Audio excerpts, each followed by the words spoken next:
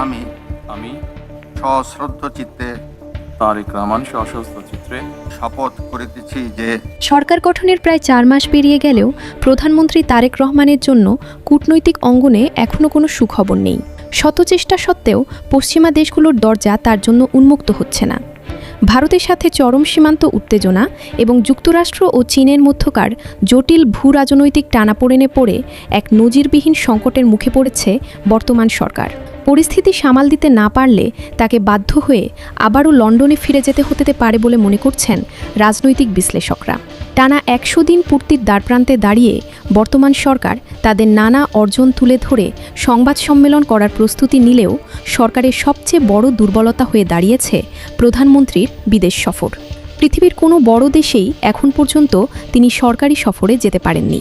1-11-এর পর থেকে তারেক রহমানের ওপর পশ্চিমা দেশগুলোর যে উল্লিখিত নিষেধাজ্ঞা বা ভিসা জটিলতা রয়েছে তা সরকার প্রধান হওয়ার পরও কাটিয়ে ওঠা সম্ভব হয়নি।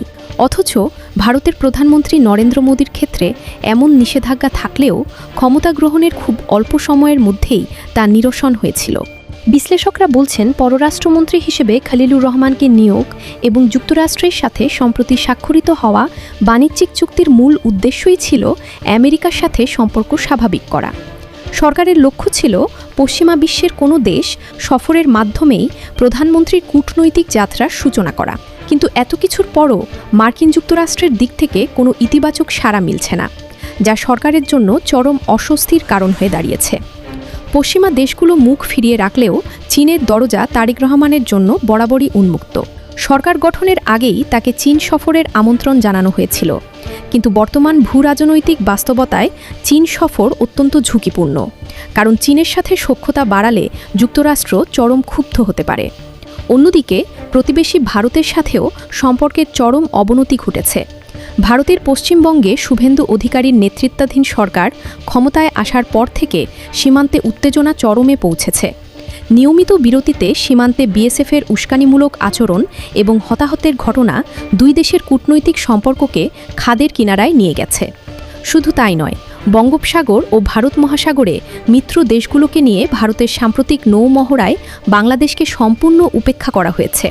পাশাপাশি পাকিস্তান, চীন ও তুরস্ক থেকে সামরিক সরঞ্জাম ও যুদ্ধবিমান কেনার পদক্ষেপে ভারত প্রকাশ্যেই তাদের তীব্র ক্ষোভ প্রকাশ করেছে।